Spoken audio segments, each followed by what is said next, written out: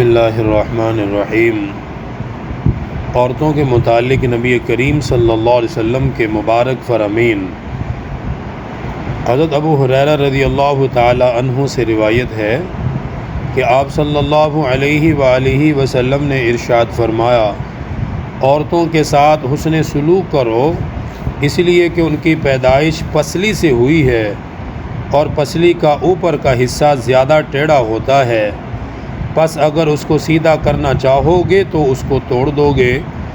اور اگر اس کو اپنے حال پر چھوڑ دو گے تو اس کا ٹیڑھا پن بدستور رہے گا، پس عورتوں کے ساتھ بھلائی کرتے رہو۔ بخاری اور مسلم کی ایک اور روایت میں عورتوں کے متعلق آپ صلی اللہ علیہ وآلہ وسلم نے ارشاد فرمایا کہ عورت کی پیدائش پسلی سے ہوئی ہے،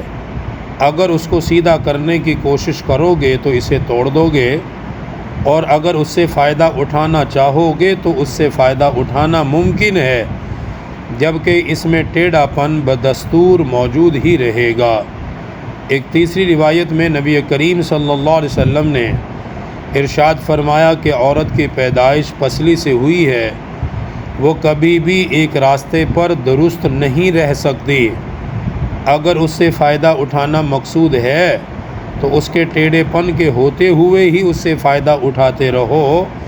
اور اگر اسے سیدھا کرنے کی کوشش کرو گے تو اسے توڑ دو گے، اور اس کا توڑنا طلاق ہے کہ اگر عورتوں کو سیدھا کرنے کی کوشش کرو گے تو انجام طلاق کی صورت میں ہوگا کہ طلاق تو ہو سکتی ہے مگر کسی عورت کو سیدھا نہیں کر سکتے ہو۔ تو ان تین روایات میں نبی کریم صلی اللہ علیہ وسلم نے عورتوں کے متعلق ہدایات فرمائی ہیں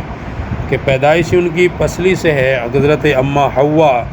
علیہ السلام کو حضرت آدم علیہ السلام کی بائیں پسلی سے اللہ تعالیٰ نے پیدا کی ہے، اور پسلی میں ٹیڑھا پن ہوتا ہے۔ اب جس چیز سے پیدا ہوئی ہے جب وہی ٹیڑھی ہے، اللہ پاک نے اس کے اندر ہی وہ خوبی رکھی ہے تو عورت کے اندر بھی رہے گی، اسی لیے فرمایا کہ اسے بالکل یہ سمجھے انسان کہ میرے مطابق ہو جائے، اس کی سوچ ایسی ہو جائے، اس کا مزاج بھی میرے مطابق۔ بھائی عورت مرد کے برابر نہیں ہو سکتی، اگر اس کے برابر ہوتی تو اس کو وراثت بھی تو مرد کے برابر ملتی نا، اس کو وراثت بھی آدھی ملتی ہے۔ عورت مرد کے برابر نہیں ہے کسی بھی اعتبار سے، اسی لیے تو گواہی کے طور پر بھی دو مردوں کی گواہی کافی ہوتی ہے کسی بھی مقدمے کو ثابت کرنے کے لیے، جبکہ عورتوں کی 4 گواہیاں ضروری ہوتی ہے تو 2 عورت 1 آدمی کے برابر ہوتی ہے۔ تو عقل میں بھی فرق ہے، سوچ میں بھی فرق ہوتا ہے، پھر کمزور بھی ہوتی ہے انسان، مرد کے اندر ہمت بھی زیادہ ہوتی ہے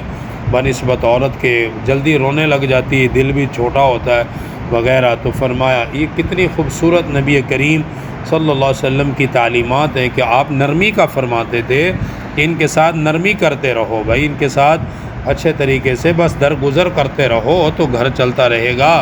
اگر چاہو کہ میں ان کو سیدھا کر کے رکھوں تو پھر طلاق کے سوا کچھ بھی ہاتھ نہیں لگے گا۔ اللہ تعالیٰ دین کی صحیح سمجھ نصیب فرمائے۔ الحمدللہ رب العالمین، والصلاة والسلام علی سید الانبیاء والمرسلین۔